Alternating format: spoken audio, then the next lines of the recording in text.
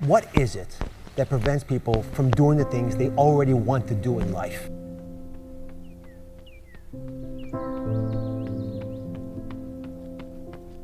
The most basic answer, I'm sorry it's so simple, but it's true, it's fear. People making this complex process, this woman was telling me that I don't understand why they don't do this, why I feel this way. I said, it's called fear. Everybody's afraid we're not enough. Everybody's afraid we're not rich enough, smart enough, young enough, quick enough, fast enough. It's human nature. But the secret is to do it anyway. I know that sounds so simplistic. My work when I'm working with somebody is showing them how to condition themselves, like building a muscle, so that you take action first, automatically. Because if you don't do that, it's hard. You lose momentum. It's like, how do I get started? Where do I go? Do anything to start the process of moving forward rather than let fear stop you.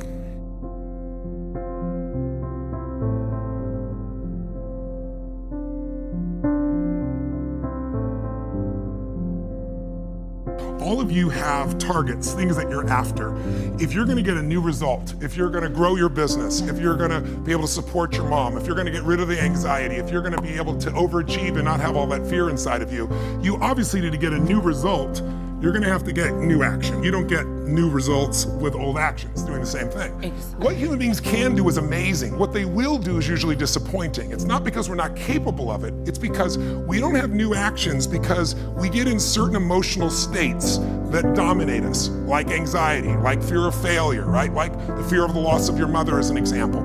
So if you're in a state of fear, you're gonna behave very differently and get very different results than if you were in a place of being courageous or bold or warm or connected or playful, any of those. So the most important key to changing your life in any situation is to change results, you gotta change behavior, but to change behavior, you gotta change the emotional state you're in. How do you do that when you don't feel like it or it feels overwhelming? There are two ways, and I've done this with the greatest athletes in the world. I've done this with 4 different presidents of the United States. I've done it with billionaire clients. All you have to do to change your state is not try to think your way there, like I'm happy, I'm happy, I'm happy, and do a bunch of affirmations. Your brain's gonna go BS, you are not happy, right?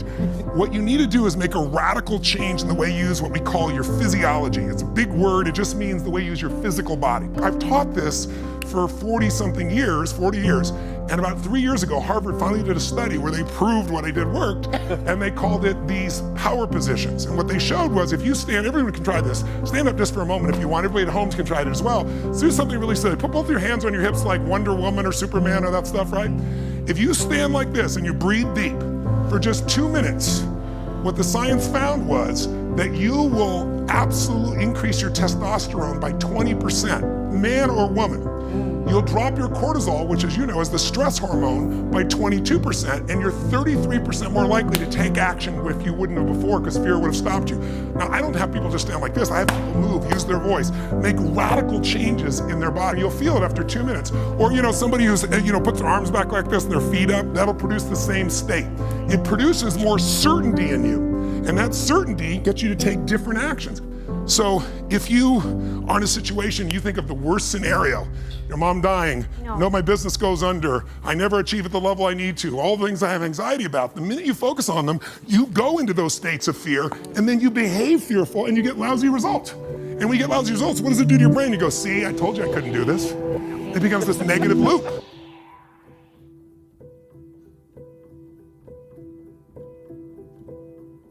So how do we break out of it? We change our focus by asking better questions. Answer this question in your mind. What is it in your life that you're proud of? If there's something you could feel really proud of right now by focusing on it, your children, yourself, something you accomplished, you did, how many can think of something you could feel proud of? And I don't mean fake pride, ego pride, like where you're making things up. I mean, well, you really did something you're proud of. Good. Right now, close your eyes and focus on how it feels when you're really proud. Focus on that moment you're proud of. How do you breathe when you feel really proud? And if you're a little kid, what happens to your face when you're really proud? You don't hide it, right? There's that big smile on your face. Think of something that you could be really grateful for or excited, pick either one. Something you could be grateful for, a person, a moment, or something if you wanted to that you could be excited about. Let's use excited for a moment. How many could think of something in your life that if you focused on it, you could feel excited? All right, close your eyes. And just for a moment, all we're doing is changing your focus. Focus on what could excite you. Feel like it's really happening. Your mom's healing, you break through in the business, you're achieving the level you want. Anxiety is rid from my life. I'm on charge, I'm on top of it. How do you breathe when you feel really excited. Yeah. So if we change the state you're in, just by changing our focus or the way we use our bodies, it's gotta be a radical change, right? Here's my question for all of you. If you focus on what you want, life has probabilities, there's no guarantees, but you increase them when you change your state. And that's really what this is all about. Learning to change your body and learning to change your focus.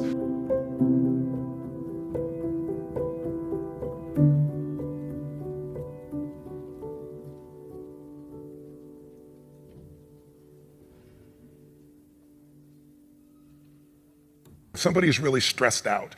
They're not stressed out for no reason. It's because they're focusing on something that makes them feel stressed. They often, when they're focusing on it, it changes the body. You start to feel tight. You start to feel a certain way. And then they use language like, I don't know what to do. Why am I so overwhelmed? So if we change what we focus on, if we change the way we use our body, if we change our language patterns, we'll instantly feel different. Think of how do people use their body when they're worried versus when they're excited? Yeah. If you learn to use your body first, use your focus first, you can literally change how you feel in moments, and then you develop new habits where you start to feel good all the time, and it isn't some phony fake pump up. It's literally the way you've conditioned your body. Just like being fit as an athlete, you want to be emotionally fit. When you're not sure what you're going to do, you're going to hesitate, and hesitation kills momentum. And momentum is what makes a sports team win. It's what makes an athlete, a business person win. When you get momentum, it's like it takes enormous energy to get a rocket out of our gravitational pull of the Earth. But out of the solar system's easy. Once it has momentum, it takes less fuel, less energy. Starting a relationship, starting a business, changing your body, it takes so much in the beginning. But once you get going, it's actually really easy. We all have a need for certainty. We have a need to know that we can avoid pain, that we can be comfortable. Some people do that when they're stressed by smoking. Some people work out hard to deal with it. Some people eat to try to get that comfort back. If you were certain every moment of your life, you knew what people are going to do, when they're going to do it, how they're going to do it, you'd be bored out of your mind. So we also need uncertainty. If you have too much uncertainty, you freak out. If you have too little, you feel bored out of your mind. And you can get uncertainty or variety by a great conversation, by making love, by taking on a new job or a new career, a new opportunity. You get a million ways. The question is, do you meet your needs in ways that are positive or negative? Because sugar will make you feel good in the moment, but you feel good long term. Smoking a cigarette will make you comfortable and certain.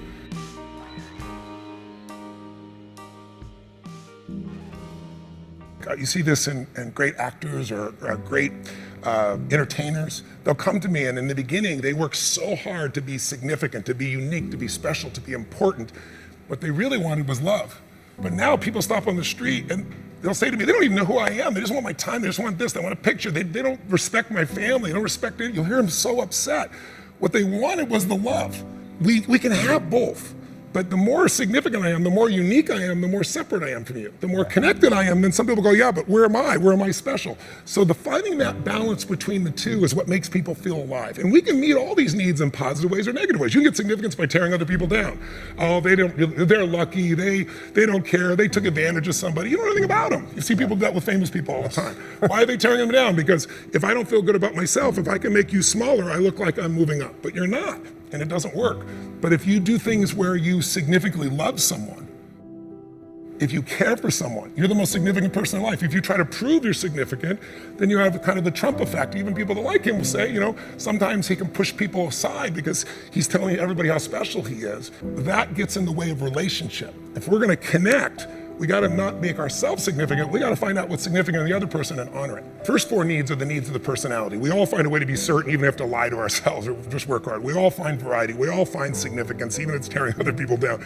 We all find at least connection, if not love. But the spiritual needs are to grow. When people say, what does it take to be happy? I say one word, progress. If you're not there yet, but you are starting to make some progress in your body, or progress on your relationship, or progress on your career, your finances, you're gonna feel good. And when you achieve it, how long do you feel good for? Not very long, because when you achieve it, you stop growing, you kind of celebrate, nothing wrong with that. But how long after you get that thing you wanted are you happy? A week, a month, a year? Almost never a year. It's a short time, and the reason is we're not supposed to just sit there at the table of success and celebrate for years. We need to grow to feel alive, and everything in the universe grows or it dies. But when we grow, we have something to give. And when we give, people often say human beings are selfish. I've been selfish, I'm sure you've been at times, but that's not my core and it's not anybody's, and I'll prove it to you. When you're having, all of you at home and all of you here, when you have something great in your life that happens, you learn something, you experience something beautiful, what's the first thing you want to do? Tell people. Share somebody you love. Why? Because when you share with it, it expands. See, pleasure is something coming in from the outside. Happiness is something inside you that you share. And happiness is what people really want. Pleasure, you can get pleasure from alcohol or anything, but some people, it's all about me. When you're taking what's inside yourself because you've grown and you're giving it to someone you love, your children, a friend, a girlfriend, boyfriend, a coworker, anybody, there's an aliveness you can't feel by yourself. There's only so much pleasure you can feel. Happiness and joy comes when that expansion is shared.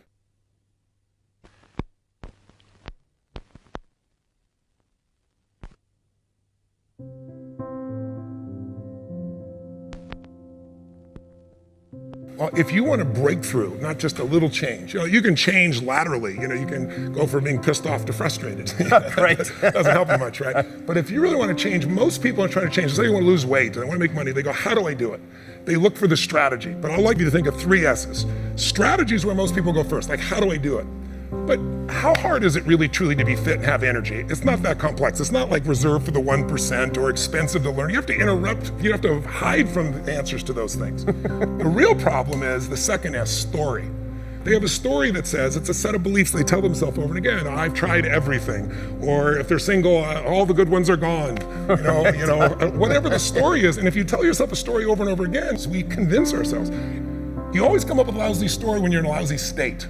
And so the number one thing I show people to do is how to change their emotional state. When you're feeling tired or frustrated, when you learn how to change your body so that you really feel excited and isn't fake, when you learn how to change your biochemistry, which is what I teach people to do, when you're upset with someone, do you ever notice how you can now remember everything that they've ever done that ever upset you, right? Yes. But when you're in love, what's wrong with life? What's wrong with anything? When you're in love, we have no money. Who cares? We're in love, right? So your emotional state controls the story you have about your life, and then your story determines whether you find a strategy, or even if you know the strategy, whether you really do it or not. When people say I tried, what they're really telling me is I have a story that says I should try this, but it's really not going to work. So I give it a half-reared attempt and it didn't work, and now I can tell people I tried. What you really got to do is learn to change your emotion, your state, change your story, and then you can find the strategy, or you can make the strategy to work. I constantly believe you got to feed your mind and challenge your body, because the mind-body works together. What stops people, as we said, is fear. Well, fear is physical. You feel it in your throat, your gut. But if you do something really physically strong on a regular basis, you develop a new emotional habit. And that emotional habit will get you to follow through and do things differently that people won't do. It's really not that complex. There are a few habits in your life that truly could change your whole life. I start every single day with this process called priming, training my brain to be in a peak state. So what I do every day is I prime myself for what I want rather than letting the environment control me. We've all had times when you snapped at somebody and you felt bad because it wasn't them, it was the state you're in, right? Well, there's no excuse for that. If you prime yourself, you set yourself up. But the way I did it is I do this process, and it's 10 minutes, I put some music on, I do this massive change in my breathing so it radically changes the way I feel. And then I do this 3-step process. First, I do 3 minutes of gratitude where I think of 3 things I'm really grateful for, and I don't think of it over there, I feel it. And the reason is, when you're grateful, you can't be worried. You can't be fearful. When you're grateful, you can't be angry. And anger and fear are what screw people up most in their relationships, in their life, in their business.